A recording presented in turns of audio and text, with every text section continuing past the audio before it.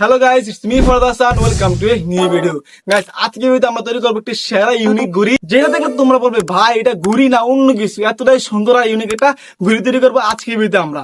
Guys, আজকের এই unique ঘুড়িটি তৈরি করে আকাশ উড়ালে মানুষ মনে করবে এটা ঘুড়ি উঠতেছে আকাশে নাকি অন্য কিছু উঠতেছে। মানে নাম শুধু ঘুড়ি, কিন্তু জিনিসটা ঘুড়ির মতো একদমই না। তো চলো গাইস, তৈরি করা যাক সেই ইউনিক আর অসাধারণ ঘুড়িটা।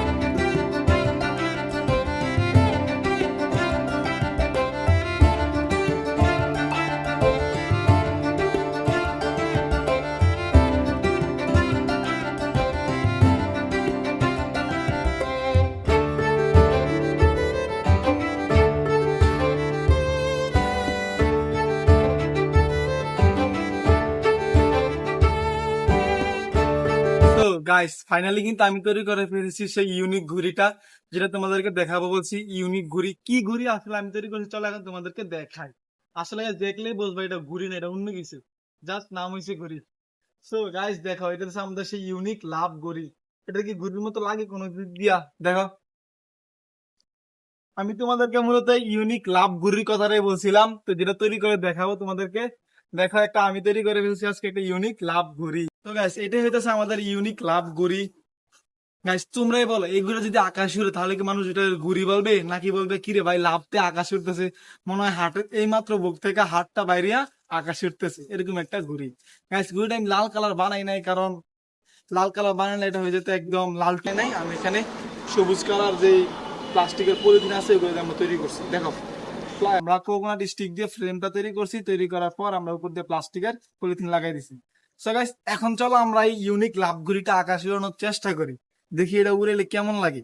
চলো গাইস, এটা এখন আকাশে উড়ানো যাক। এর জন্য আমাদেরকে যেটা করতে হবে, সুতার আগে বাইন্ধে নিতে হবে। তো এখানে আমি এই যে সুতাটা বাইন্ধে নেই ঘুড়ির ভিতরে।